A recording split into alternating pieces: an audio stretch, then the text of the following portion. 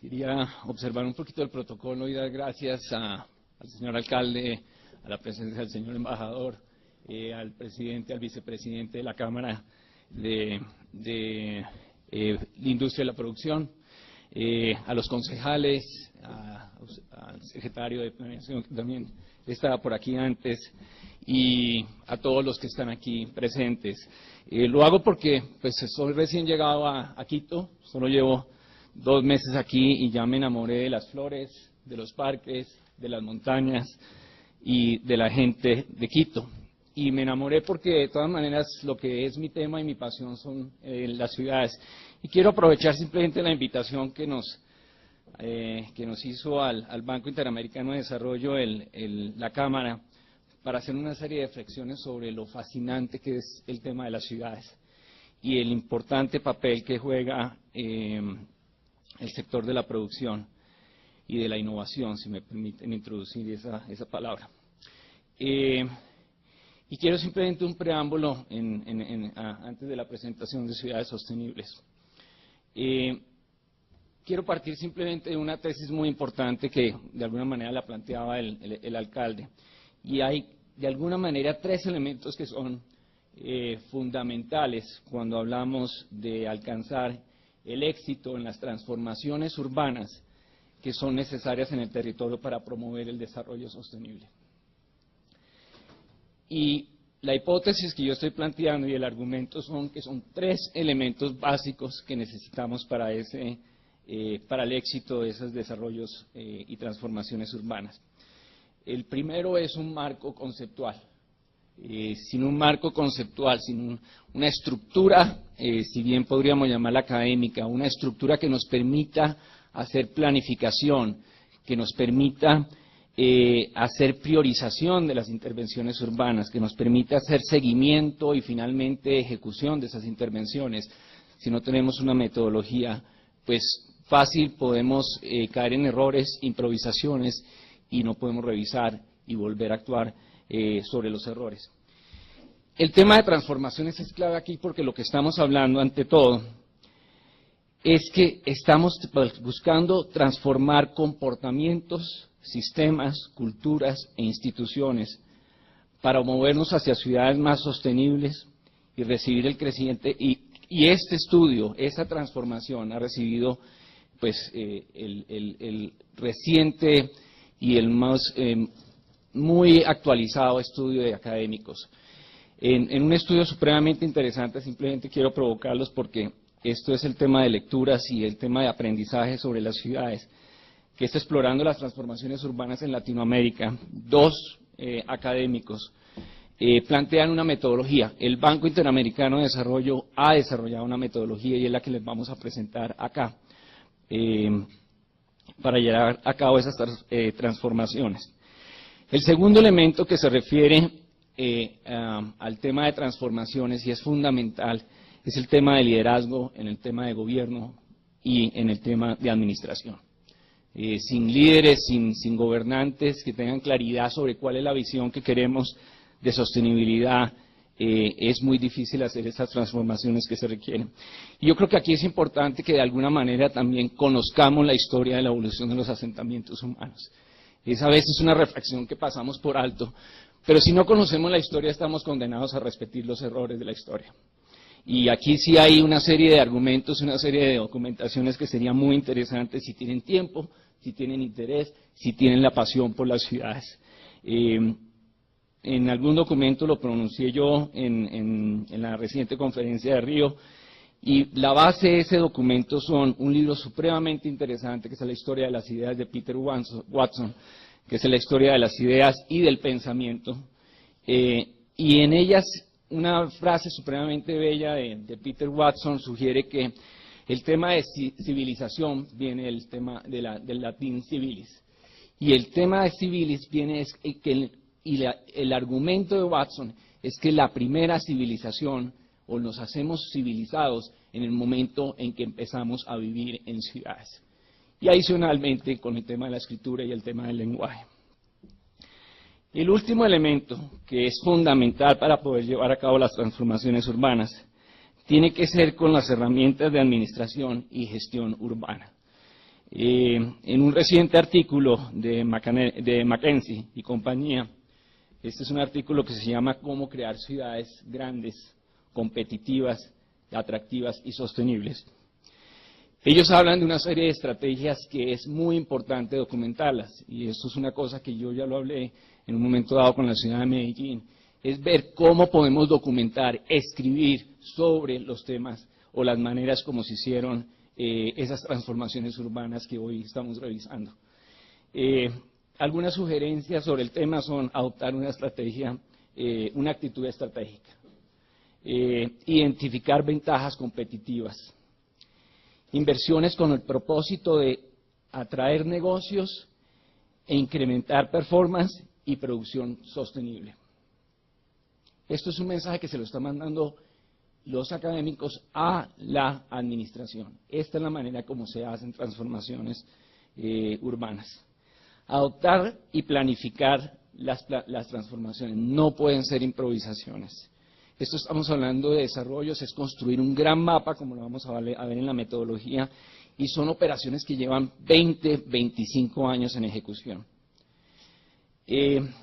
Primero, es muy importante una perspectiva regional y metropolitana. Simplemente limitarnos a una visión dentro de nuestro perímetro puede ser necesaria, pero no es lo más importante. Hay que ver una visión que acoja toda la región y la región metropolitana. La planificación tiene que ser un proceso incluyente. Tienen que incluir a los sectores productivos, tiene que incluir a la comunidad. Tienen que adoptarse planes flexibles. Los planes es un organismo vivo que se transforma con el tiempo. Y finalmente, en el tema de planificación se deben integrar las dimensiones ambientales y de gobernabilidad. El Banco Interamericano de Desarrollo, un poquito revisando, yo creo que esto lo han hecho todas las entidades multilaterales, no solamente el Banco Interamericano. En este momento tenemos C40, que es la estrategia de ciudades del Banco Mundial, UN Habitat tiene ciudades sostenibles, el Banco inclusive Europeo de Desarrollo o de Inversión tiene también un tema de ciudades sostenibles. O sea que este es un tema vigente. Yo he insistido muchísimo que si bien el cambio climático es supremamente crítico, el tema de la crisis financiera es supremamente importante, el tema de urbanización es clave. Hoy ese problema de alguna manera incrementa el hecho y los efectos de cambio climático. La semana pasada teníamos 200.000 personas afectadas por un ciclón en la India. En el 2011, vamos a ver si el Banco Interamericano de Desarrollo comenzó a sugerir la necesidad de poner en el debate el tema de urbanización. Algunas cifras seguramente ustedes ya las han visto, 90% el porcentaje de población viviendo en áreas urbanas. En América Latina y el Caribe, pues podríamos decir que es una región supremamente urbanizada. Yo vengo recién del Caribe, 5 años en Tobago, en Trinidad y Tobago, perdón. Es una de las áreas más urbanas del planeta, con una altísima vulnerabilidad. El crecimiento de un solo metro en el nivel del mar puede poner en quiebra a todas estas economías y a esta sociedad. El caso de Latinoamérica, con las ciudades como han crecido, son supremamente vulnerables a los temas de cambio climático.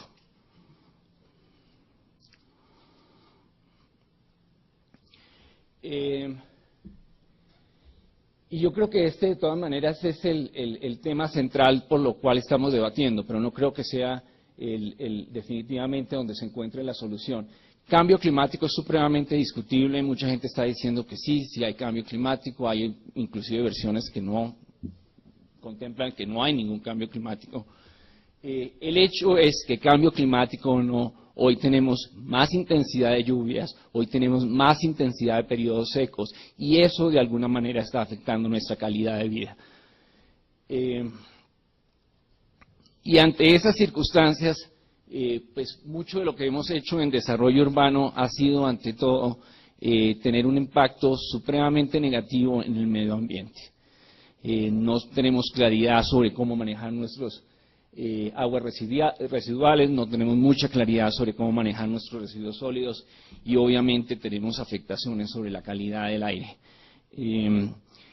En muchos casos, pues todos sabemos que el hecho de no estar saludable, el no poder ir a horas o a trabajar porque nos toca quedarnos o en un tratamiento respiratorio, o en un tratamiento por el tema estomacal, tiene unos impactos económicos y tiene impactos en la calidad de vida.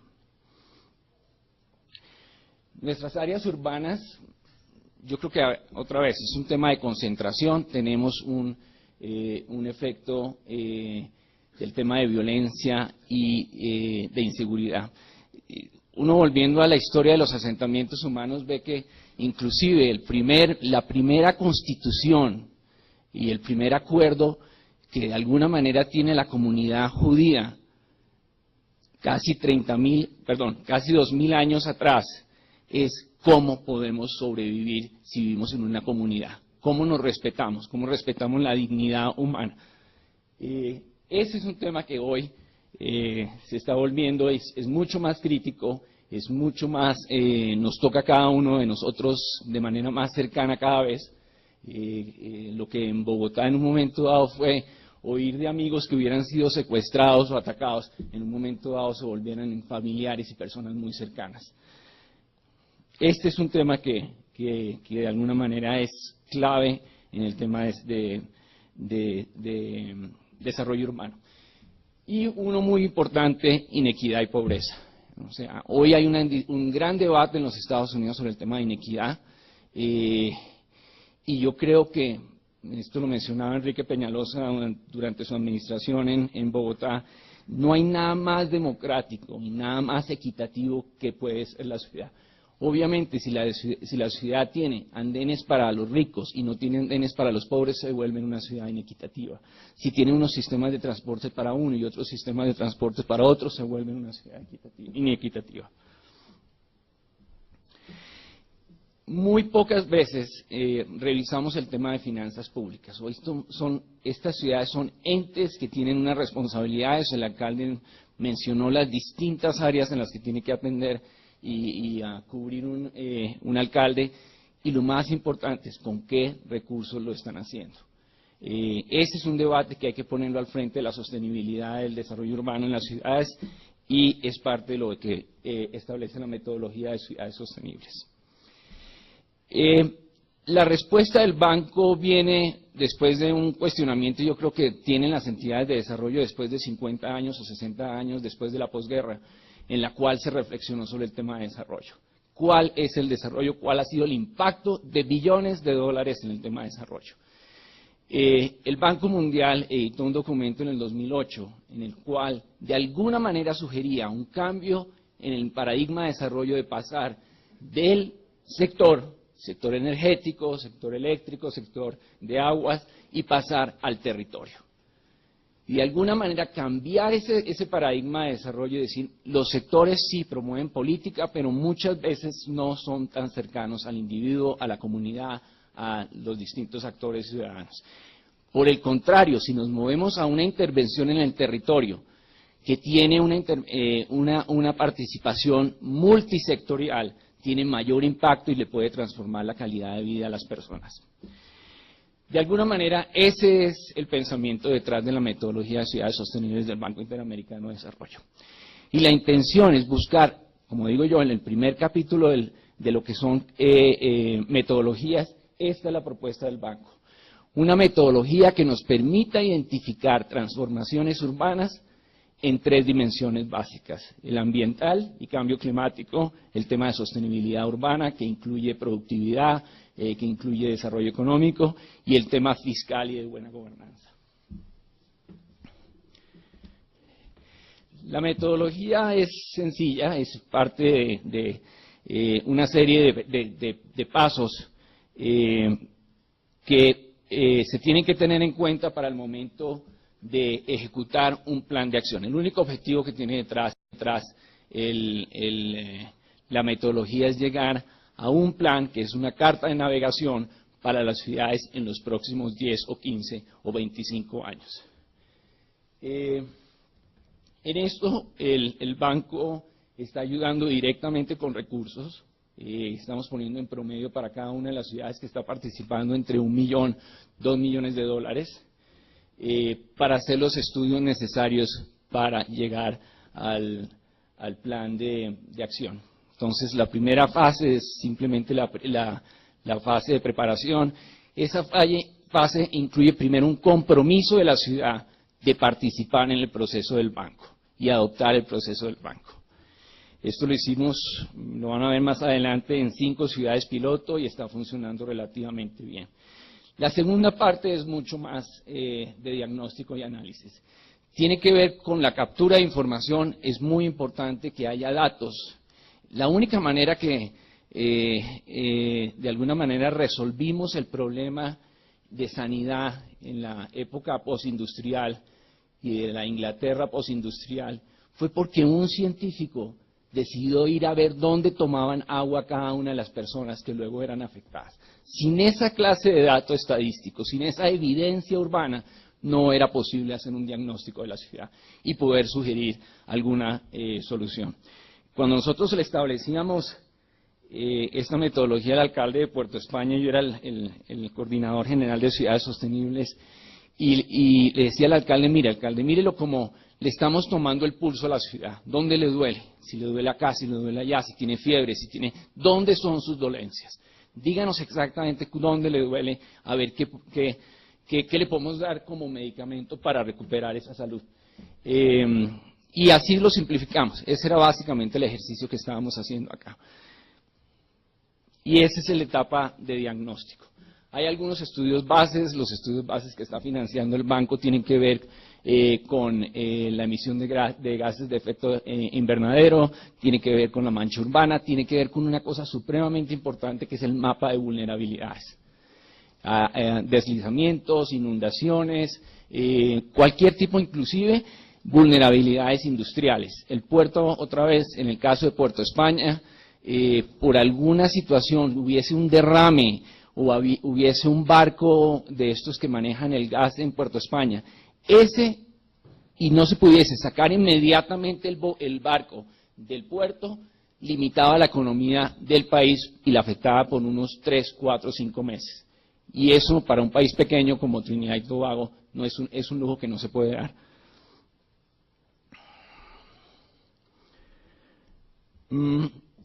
Una de las etapas supremamente importantes para las ciudades es que no hay recursos para todo.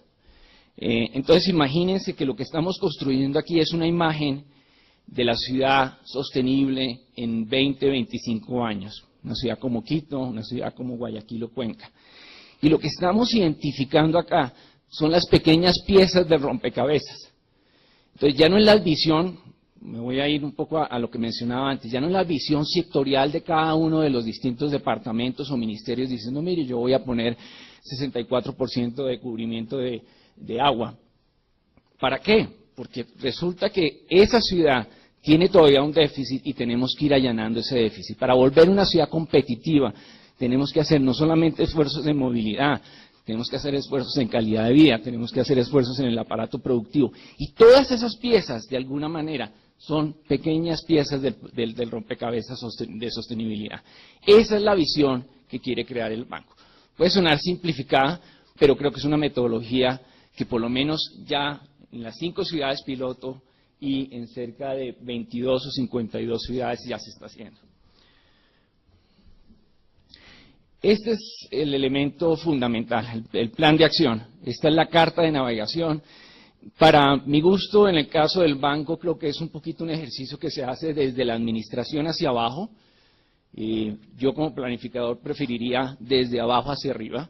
O sea, preferiría muchísima más participación de la comunidad, un poquito el modelo de la Ley de Ordenamiento Territorial de Colombia, la 388, que preveía una serie de participaciones para llegar a los planes estratégicos municipales cada 5 años o cada 4 años. Este plan de acción, que para mí es el instrumento básico que deben buscar los alcaldes, es una carta también de inversión. Esta es la posibilidad de decirle a cualquier sector productivo, a los entes financiadores, decirle, mire, yo tengo un plan para la ciudad. No es llegar, tengo una cosa, tengo un elemento, tengo esto, no. Este es el plan, necesito que usted me ayude a financiar y me ayude a ejecutar las piezas específicas. Y esas piezas específicas encajan de esta manera para producir una ciudad sostenible. Este es el tipo de documento que requiere cualquier inversionista extranjero. Con un elemento adicional, que aquí creo que el plan de acción le falta un poquito de la preinversión, llegar a que ya las licencias estén dadas. Ningún inversionista se va a meter a invertir si no está claro si los terrenos ya están destinados a un bien específico, si están ya las licencias ambientales y de construcción, porque esos tiempos son muy grandes y muy grandes las incertidumbres. Por lo tanto, este documento es clave. Es la carta que uno puede ir, y lo ha hecho el alcalde de Puerto España, que fue el más cercano para mí, se ha ido entre entidad a entidad, entre los donantes, a decirles, requiero 50 millones, 200 millones, 300 millones de dólares. El Banco Interamericano de Desarrollo, en el caso de Puerto España, está metiendo en su portafolio, que originalmente tenía origen en las estrategias de país, o sea que eran solamente actuaciones sectoriales. Hoy en día hemos metido al actor local y hoy es parte de la plataforma de discusión de los proyectos a financiar por el banco. Y en el caso de Puerto España, del portafolio total para el próximo año, 200 millones de dólares tienen origen en operaciones identificadas acá. Una de ellas es una operación de un parque lineal y una operación de drenaje para eliminar el tema de las inundaciones. La ciudad se inunda en el periodo de lluvias y queda paralizada completamente. Y la segunda operación que tenemos es una operación de cable, muy similar a la que se ha hecho en Medellín, y es una operación de movilidad urbana.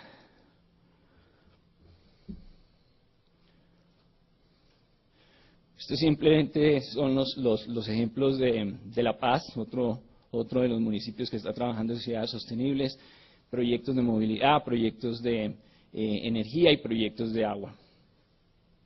El banco, y esto simplemente es para insistir, está trabajando en el tema de proyectos de inversión. Yo asesoré alguna vez a un grupo muy grande que es el de Equity International en Chicago. Ellos son los mayores inversionistas en vivienda, trabajan con Homex en México, con Orascom en Egipto, y una de las cosas que ellos insistían muchísimo, nosotros no vamos a poner a pagar costos de preinversión. Son demasiado altos, son demasiadas las incertidumbres. Aquí en costos de preinversión estamos hablando de todos los temas de estudios de factibilidad, diseños, pliegos de licitación, permisos y licencias ambientales. Ese es un tema que a veces los inversionistas no lo van a tomar directamente. ¿Quiénes lo pueden tomar? Entidades como el Banco Interamericano de Desarrollo. Es decir, yo pongo la plata, si sale el proyecto, lo estamos haciendo hoy en día con el Instituto Nacional de Preinversión y con algunos proyectos que se están trabajando en ese tema. Pero este es un espacio que es muy importante que se encuentre financiamiento para hacer esto. Sin estos estudios, sin la claridad de que la rentabilidad, una vez puesta en la primera pala, el inversionista va a recibir 5 años después una rentabilidad, una tasa interna de retorno del tanto por ciento. Sin esa evidencia, el inversionista no le va a apostar a la ciudad. Y yo creo que hoy en día, y el llamado acá es el discurso que tenemos que dar e insistir, hoy las ciudades tenemos que reducir vulnerabilidad. Hay grandes obras en infraestructura urbana que son necesarias para reducir la vulnerabilidad. No vamos a reducir la vulnerabilidad solamente reubicando gente. Hay que hacer el tipo de obras de infraestructuras que tiene una ciudad como Los Ángeles para manejar inundaciones, para manejar deslizamientos, una ciudad como las que maneja COBE, con estándares para el tema antisísmico. Ese tipo de transformaciones son las que tenemos que hacer, y para eso se necesita plata. Y se necesitan socios estratégicos. En el caso de ciudades sostenibles, perdón, me salté uno de los temas que es clave para el monitoreo, pero déjenme entrar a lo que es el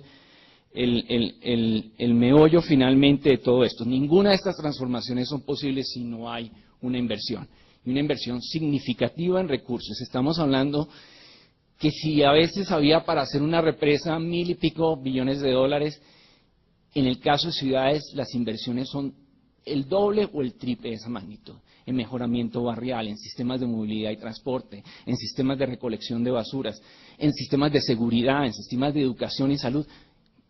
Son absolutamente increíbles. Y estos municipios muchas veces no tienen ni la posibilidad de financiarse, no tienen la posibilidad de ofrecer una garantía. O sea, muchos de los municipios en nuestra Latinoamérica no tienen posibilidad de asumir deuda pública. Entonces, esos son los retos que vamos a enfrentar para poder hacer viables estos temas de transformaciones urbanas. Y yo creo que el banco ha insistido en el tema de alianzas estratégicas. En el caso del banco, las alianzas estratégicas las ha hecho con entidades que han venido aportando este tipo de cosas, no en dinero, sino en especie. Tenemos una que es supremamente interesante, que nos ayudó muchísimo en Trinidad. Permítanme solamente decirles en esto, Findeter en el caso de Colombia está actuando como un ente de desarrollo territorial que le financia a las ciudades directamente su desarrollo. Y el banco está actuando como un banco segundo piso, un banco de desarrollo que le canaliza una serie de recursos. La Caixa Económica en el caso de Brasil es exactamente lo mismo. Estamos desarrollando un tema en estos grandes países que tienen una cantidad de ciudades. Pero el caso de Ecuador es muy similar, con una dimensión proporcionada. Ustedes tienen muchísimas ciudades importantes que tienen necesidades supremamente urgentes. El caso que quería mencionarles también es el de los estudiantes y cómo se ha vinculado el sector académico al tema del desarrollo urbano.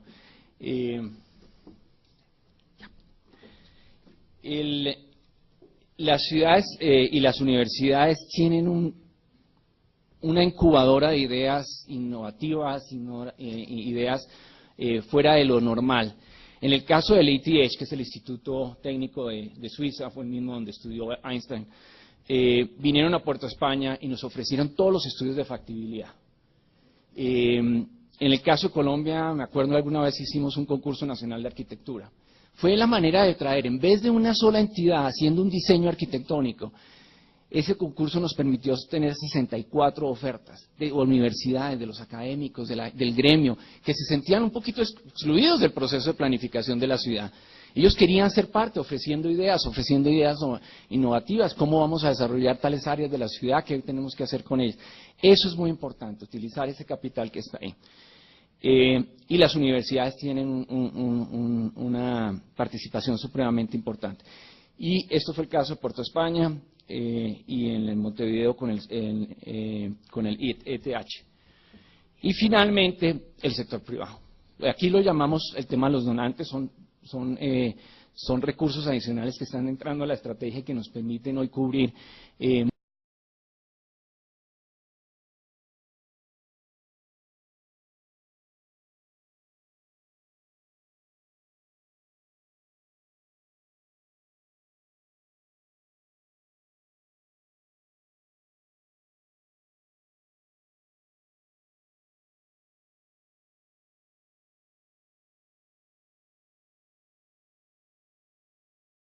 muchas más ciudades de las que teníamos originalmente.